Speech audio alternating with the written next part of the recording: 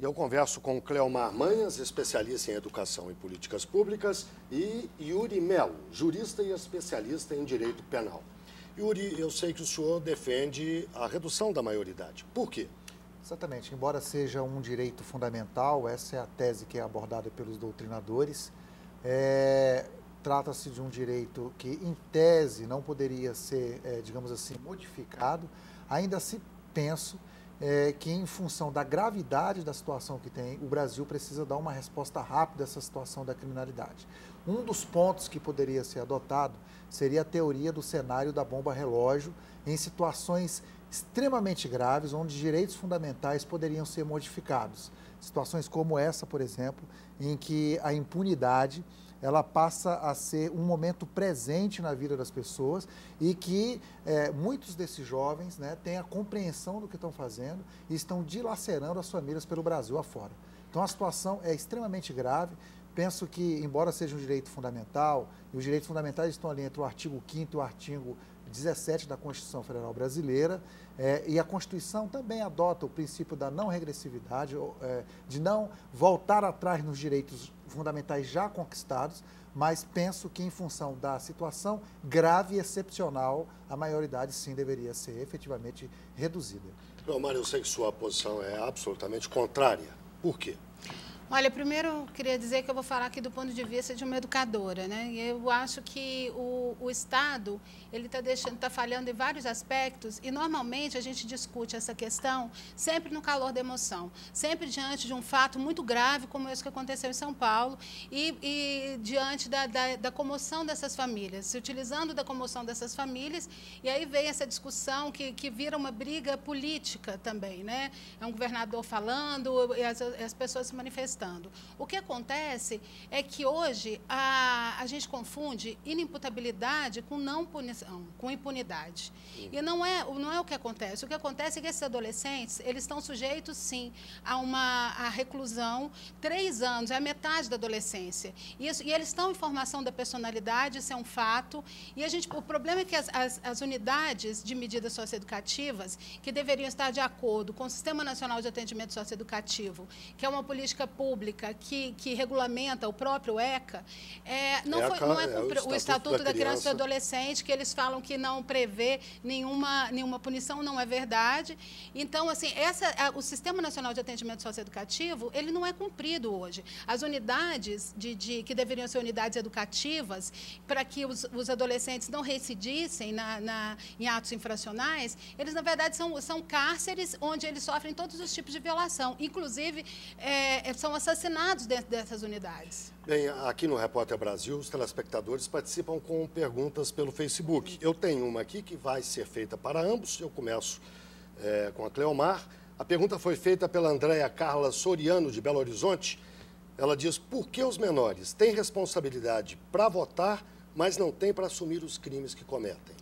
Olha, primeiro que o voto aos 16 anos ele é facultativo, né? Aqueles que acham que querem optar por votar, vão votar. Isso é uma questão política.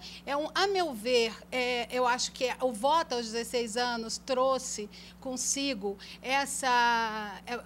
enfraqueceu na sociedade a tese da manutenção da maioridade aos 18 anos.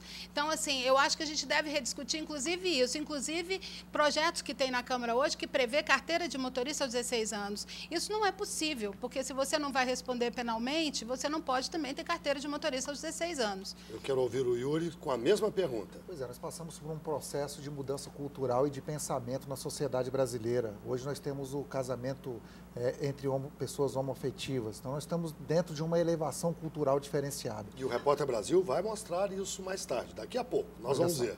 Então, veja, pegando esse gancho dessa importância, verificamos que o jovem de hoje ele tem uma compreensão ampliada. Ele tem um discernimento muito mais ampliado do que os jovens de 30, 40 anos atrás. Então, ele tem noção, não só noção, como ele tem a perfeição da conduta que ali está fazendo. Então... Mas eu queria dizer que assim, um fato que a gente precisa observar é que a maior parte dos adolescentes que estão em cumprimento de pena de medida socioeducativa, em geral, abandonaram a escola aos 14 anos. Eles têm uma situação social de alta vulnerabilidade e também o fato de a gente ter mais informação não significa que a nossa personalidade está formada, que o nosso caráter está fortalecido. Informação, ter uma gama maior de informações, do ponto de vista psicológico, não significa maior amadurecimento. Não resta a menor dúvida que nós temos que efetivamente cuidar da base, principalmente o sistema educacional. Não tenha dúvida disso.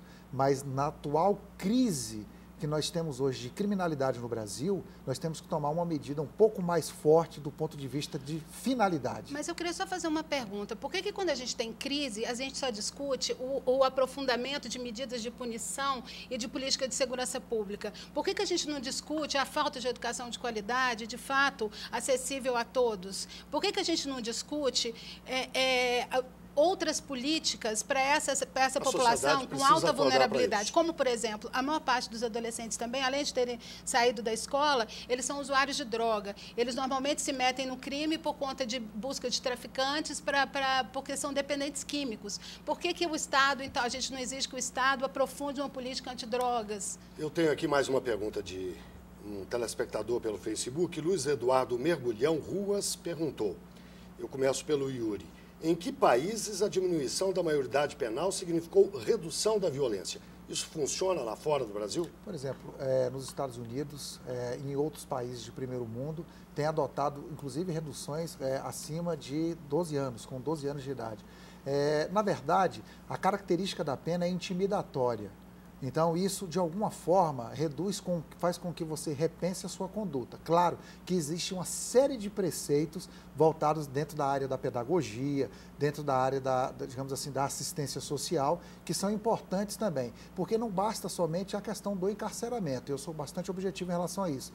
Você tem que fazer o encarceramento, mas um encarceramento que possibilite efetivamente uma recuperação. E não no atual modelo que nós temos aqui no Brasil, em que não permite a recuperação. Essa proposta, por exemplo, do governador Alckmin, de tirar da Fundação Casa, que já não é nenhum modelo de instituição educadora, para levar para os presídios que estão superlotados, que não tem condições que a boa parte de presos que entram lá pela primeira vez saem de lá associados com crime organizado. Então, assim, ele não tem nem vagas. Por que essa proposta, né? E não tem casos de redução da violência, as pessoas não têm bons exemplos. Em vários países do mundo é 18 anos, porque o respeito à Convenção das Crianças e Adolescentes da ONU. Os países signatários da Convenção não punem seus adolescentes com menos de 18 anos. Nós temos que ter a percepção e temos que pensar também no outro ponto, né? A gente não pode verificar e olhar para o adolescente de 16 a 17 anos de idade como sendo um inocente que absolutamente não sabe o que está fazendo. Só quem sabe efetivamente são essas famílias que são dilaceradas quando tem um ente perdido, morto com um tiro na cara. Agora, você sabe que só 0,09% dos adolescentes cometem atos infracionais e desses 0,09%, menos de um quarto é um crime como esse? O fato é, essa discussão voltou à tona, mais uma vez motivada por algo que provocou comoção. E, como bem disseram ambos, eu acredito que ambos concordam com isso, o Brasil precisa discutir isso a sério, sempre e a fundo, e mesmo quando não estamos motivados por esses crimes. Eu agradeço a presença dos dois. Obrigado. Uma boa noite. Desculpe, boa noite. Nós vamos à frente. Boa noite.